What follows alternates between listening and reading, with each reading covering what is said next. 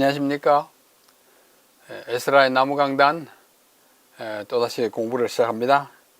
성경의 어휘 연구, 성경에 있는 그 많은 중요한 어휘 단어들 중에서 중요하고 또 기본적인 것을 함께 찾아서 공부하고 있습니다. 오늘은 28번째 강의입니다. 제목은 히브리인, 이스라엘인, 유다인, 누구를 가리키는 말인지는 여러분들께서 다 아실 것입니다. 같은 대상을 두고 어떤 때는 히브리인, 어떤 때는 이스라엘인, 어떤 때는 또 유다인 이렇게 표현하고 있습니다. 그 대상은 같아요. 그러나 그 뜻이 같은가 다른가, 다르다면 어떻게 다른가, 동일한 대상을 두고 칭하는 칭호이지만 경우에 따라서 이 단어를 다르게 사용합니다. 다른 취지로 사용합니다.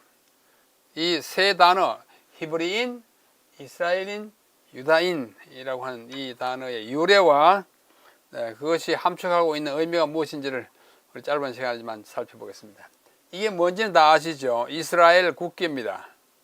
이스라엘 국기인데 이 가운데 있는 이 별을 다윗의 별이라고 그렇게 칭합니다. 삼각형을 하나는 옳게 놓고 하나는 거꾸로 놓아서 이렇게 만들어 놓은 별이 다윗의 별, 그리고 이스라엘 국기입니다. 자, 먼저 히브리인부터 공부해 보겠습니다. 히브리라고 하는 말은 히브리어로는 이브리입니다. 이브리의 기원에는 두 가지 학설이 있어요. 하나는 에벨이라고 하는 셈의 아들의 이름에서 왔다. 창세기 10장 21절에 보면은 셈의 아들 이름이 에벨이고 히브리 말로는 에벨이라고 합니다. 에벨인데 이 에벨에서 히브리어가 이브리니까 거기서 유래했다고 하는 것입니다. 그 뜻은 뭐냐면 건너온 자, 건넌 자. 보통 건너면 강을 건너죠. 바다도 건너긴 하지만 여기서는 강을 건너온 자, 먼 곳에서 강을 건너온 자라는 말을 뜻합니다. 다시 말해서 바벨론 또는 다른 곳에서 유프라테스 강을 건너 가나안 땅으로 이르러 온 사람들을 가리키는 말에서 이브리, 또 우리말로 히브리라는 말이 왔다. 이런 학설이 하나 있고, 둘째는 사회학적으로 분류하는 명칭으로서 고대 건동 지방에 있던 한 족속이 있었어요. 그 족속을 하비루라고 합니다. 하비루. 어떤 때는 하비루라고 이렇게 쓰고, 어떤 때는 하피루라고 쓰고, 어떤 때는 아피루라고 쓰겠는데, 하여튼 우리말로는 하비루로 굳어 있습니다. 이 하비루라고 하는 한 무리가 고대 건동 지방에 있었어요. 근데 이 사람들은 특별한 소속이 없는 무리로서 돌아다니는 무리입니다. 떠돌이 사람들입니다. 인종적 소속이 없어요. 방황하는 종이 있는데요. 오늘날에 집시, 떠돌아서 다니는 사람을 집시라고 그러지 않습니까? 또는 건동지방에 돌아다니는 사람을 베두윈이라고 합니다. 베두윈. 또는 현대의 집시라는 말과 같은 무리로 하비루가 있는데 그 하비루에서 히브리라는 단어가 나왔다. 이렇게 주장하는 학설이 있습니다. 뭐 그 둘 중에 하나겠죠. 아니면 세월이 흘러나오면서 그게 같이 어우러져 가지고 히브루, 영어의 히브루, 그 다음에 히브리 말로 이브리, 우리말로 히브리 이렇게 된 것입니다. 이와 같이 히브리인이라고 일컬어진 성경상의 첫 번째 인물은 아브라함이에요. 창세기 14장 13절을 보면 히브리 사람 아브라함 이렇게 나옵니다. 처음이에요.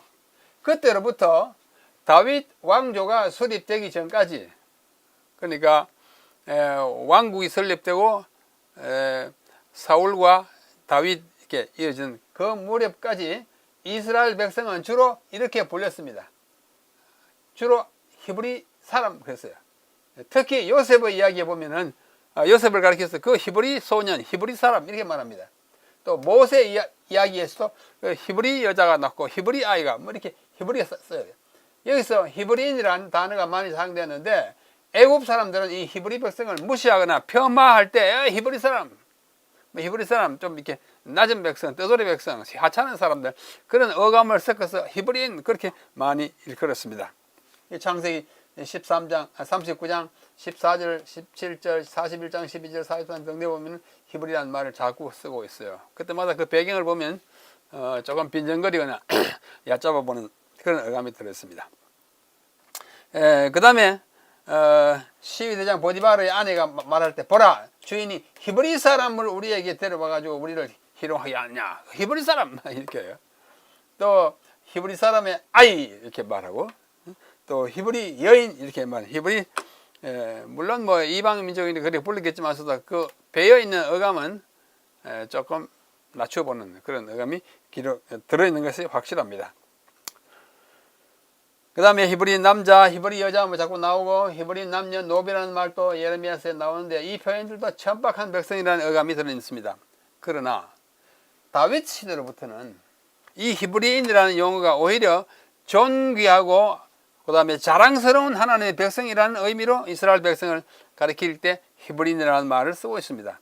그래 요나는 이제 배 타고 가다 풍랑에 나가지고 막 자기의 신분을 막 확인하고 할 때 그렇지 않습니까? 요나는 자신의 신분을 밝히면서 나는 히브리 사람이요, 바다와 육지를 지으신 하나님의 여호와의 경배하는 자로다, 이렇게 자기를 히브리인이라고, 물론 자기 히브리인이니까 밝혔지만서도 그건 뭐 숨기는 그게 없이 나는 히브리인이라고 그대로 밝히는 자랑스러운 자존심 가지고 있는 백성인 것을 당당하게 말했고, 신약에서도 바울은 자기를 나는 히브리인 중에 히브리인이요, 빌립보 3장 5절에 자랑스러하듯 소개합니다.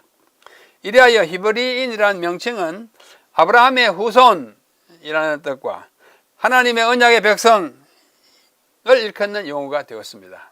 처음에는 좀 천박했었지만 나중엔 자랑스럽게 쓴 용어가 된 것입니다. 히브리인은 그렇게 불립니다. 아브라함의 후손이고 언약의 백성인 것을 나타낼 때 히브리인 그럽니다. 바울이 그렇게 아주 용감하게 이야기했습니다. 그 다음에 이스라엘인이 어떤 명인가 한번 봅시다. 이스라엘인이라는 말에는 세 가지 의미가 있어요. 첫 번째, 야곱의 특별한 경험을 이렇게 지칭할 때 씁니다. 그가 바단 아람에 가서 그 외삼촌 집에 가서요, 창세기 28장에 보면 20년간 지내다가 가나안에 돌아왔을 때 야복강가에서 밤새도록 하나님과 씨름합니다. 하나님의 사자하고 막 씨름하잖아요. 그런데 뭐 하나님의 사자하고 야곱이 씨름하면 누가 이길까요? 힘으로는 뭐 하나님이 이기죠. 하나님의 사자가 이기죠. 그러나 막 죽기 아니면 살기로 나를 축복하지 않으면 내 절대로 못 보냅니다 하는 그 결기 때문에 천사가 지지 않습니까? 져주는 것이죠. 그래가지고 씨름한 후에 그 이스라엘이라는 이름을 받습니다. 야곱아, 너 다시는 야곱이라 하지 말고 이스라엘이라 일컬어라. 근데 왜? 하나님과 겨루어는 이겼다, 그렇게 인정해 주는 것입니다. 그래서 야곱의 특별한 경험이 이스라엘이라는 말에 붙어 있고, 그다음 둘째는 이스라엘에서 태어난 12아들, 그 12아들로 통해서 내려온 12지파, 이 지파를 이루고 애굽으로 내려가서 430년 동안 거주한 후에 430년 거주한 출애굽기 12장 4절 나옵니다. 출애굽하여 시내산에서 하나님과 언약을 체결함으로써 새로운 언약, 즉 율법의 백성이 되었는데, 이 백성을 성경은 이스라엘 또는 이스라엘인, 이스라엘 백성이라고 읽었습니다. 그때부터 이스라엘, 다른 이름보다 이스라엘 이름을 자꾸 사용합니다. 이스라엘 백성, 광야 동안에 이스라엘 백성, 이스라엘의 자손, 이스라엘 백성, 이렇게 칭하게 되는 것입니다. 야곱으로 말미암아 새롭게 언약을 맺은 백성. 셋째는 이 이스라엘이라는 명칭은 솔로몬이 죽은 후에 나라가 남북으로 쪼개집니다. 북방 이스라엘, 남방 유다에 쪼개졌을 때 북방 왕국을 지칭하는 이름이 됩니다. 자연스럽잖아요. 북방, 우리는 이스라엘이다, 너희들은 유다라 해라 이래가지고 북방 민족을 가리키는, 북방 왕국을 가리키는 말이 되는 것입니다.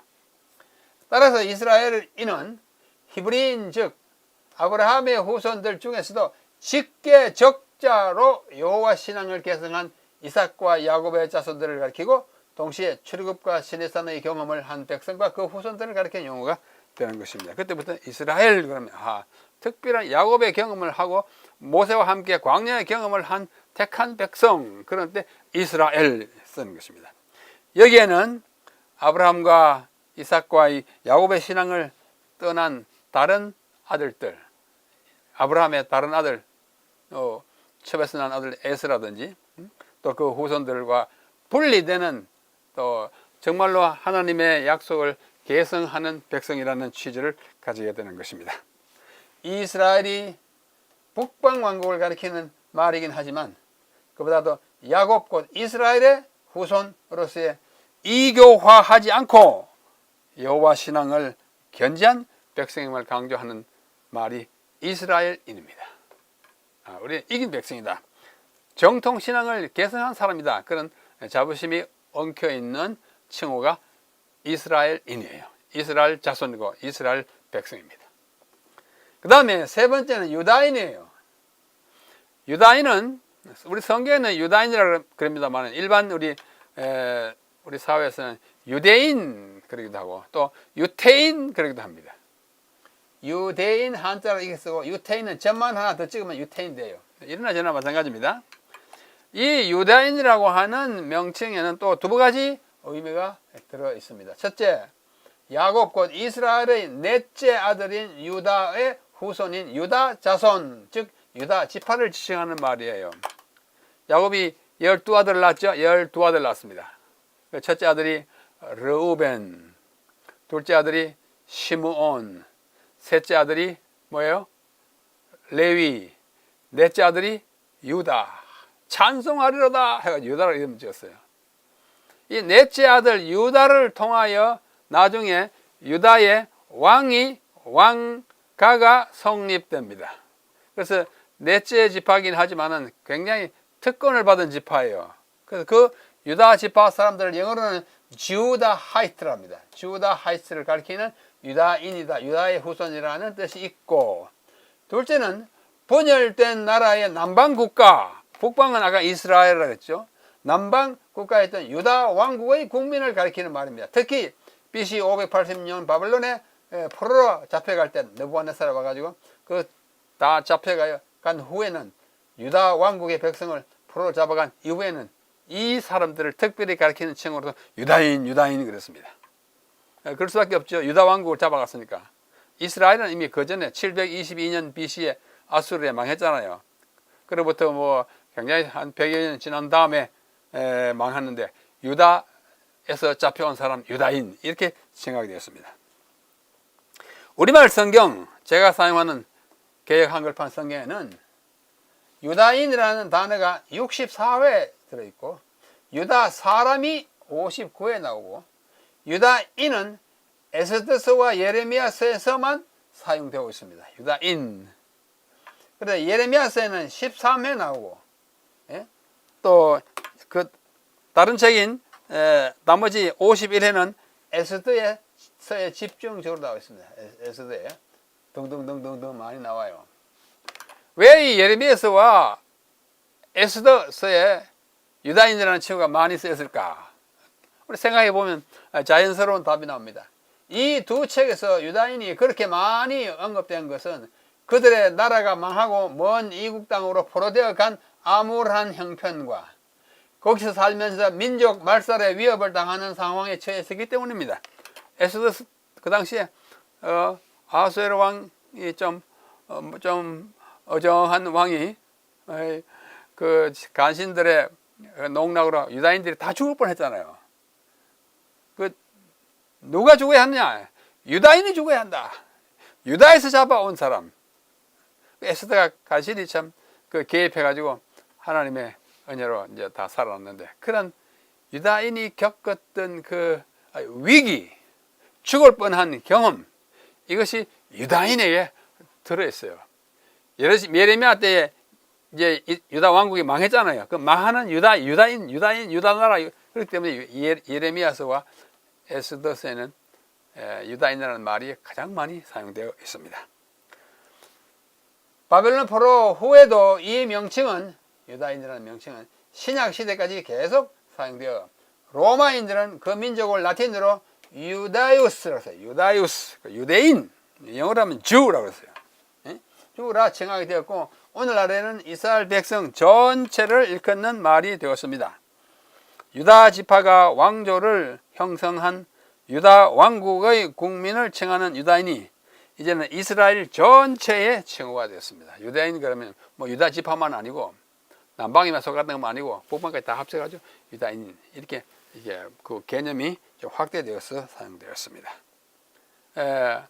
구별이 가기는 가지만 확실한 구별을 하기가 때때로 어려울 때가 있습니다.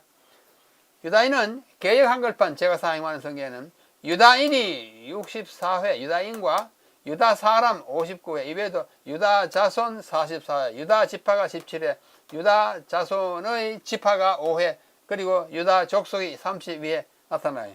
유다가 많이 쓰였어요. 이제 일반적인 보편적인 그냥 그 민족을 가리키는 통칭이 된 것입니다. 이것들은 모두 문자 그대로 야곱의 넷째 아들은 유다의 지파를 가리키거나 남방 유다의 왕조를 가리킵니다.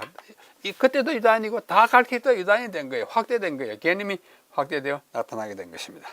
자, 우리 처음에 히브리인, 둘째 이스라엘인, 셋째 유다인을 그 특징과 그 유래를 살펴봤습니다.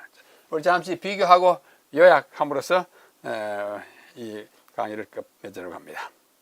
이상에서 살펴본 바와 같이 첫째, 히브리인은 처음에는 멀리서 강을 건너와 떠돌이 생활을 하던 사람을 가리키던 말이지만 나중에는 하나님의 택함을 받은 백성을 일컫는 존귀한 칭호가 되었다.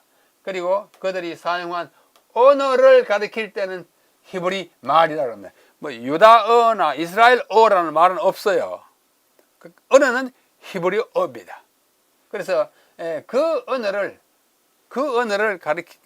사용하는 사람을 가리킬 때는 히브리인 그래요. 언어가 히브리어이기 때문에 그렇습니다.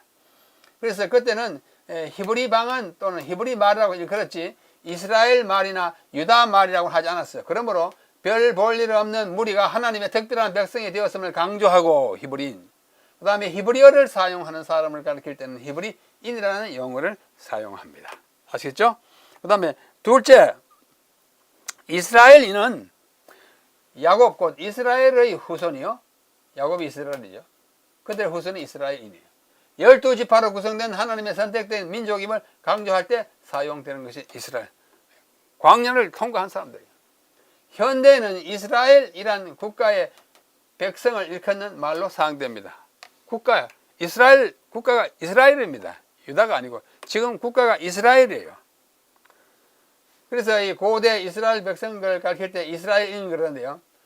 자, 영어로는 고대 이스라엘인은 이스라엘라이트라 그럽니다. 성경에 다 이스라엘라이트 나와요. 이스라엘인. 현대 이스라엘, 현대 나라가 다시 독립되어 있지 않습니까? 1948년 이후로 나라가 또 독립했어요.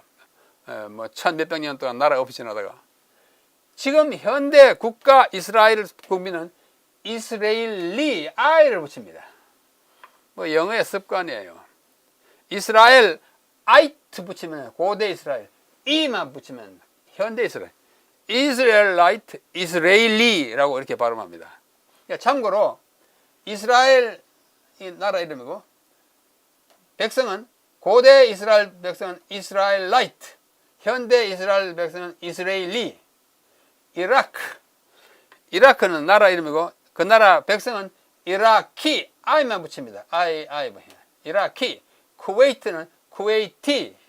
파키스탄은 파키스타니. I 붙여서 그 나라 사람을 가리키는 영어에 그렇게 하는 법이 있습니다. 이 붙여가지고. 이 밖에도 좀 더 있어요. 그러나 조르단은 조르다니가 아니에요. 그러면 영어가 안 됩니다. 조르단은 조르다니안, 이안 붙입니다. 조르단, 조르다니안. 이란이가 아니에요. 이라크는 이라키인데 이란은 이레이니언. 이래야 영어입니다. 레바논이가 아니고 레바니즈, 차이니즈, 제퍼니즈 할 때 is 이렇게 붙여가지고 레바니즈.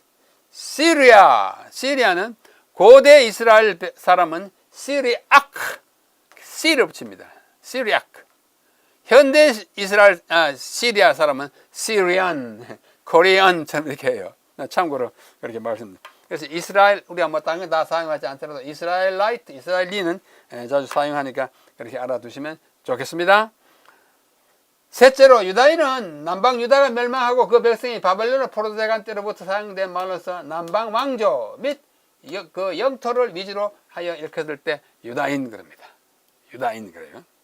조금 더 줄여서 말하면 히브리는 하나님의 택하심을 받은 백성이요 히브리어를 사용하는 사람임을 나타낼 때 저 사람은 히브리인이다 그렇게 말합니다.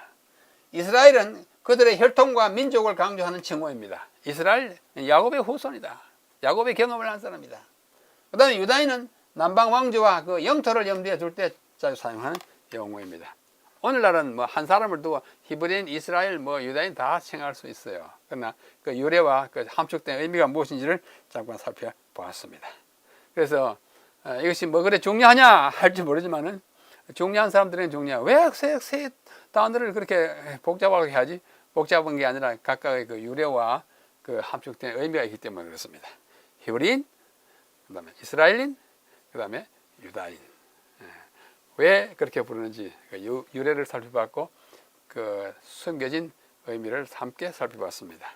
다음 시간에 또 다른 단어로서 함께 연구하겠습니다. 오늘 여기서 마칩니다. 안녕히 계십시오.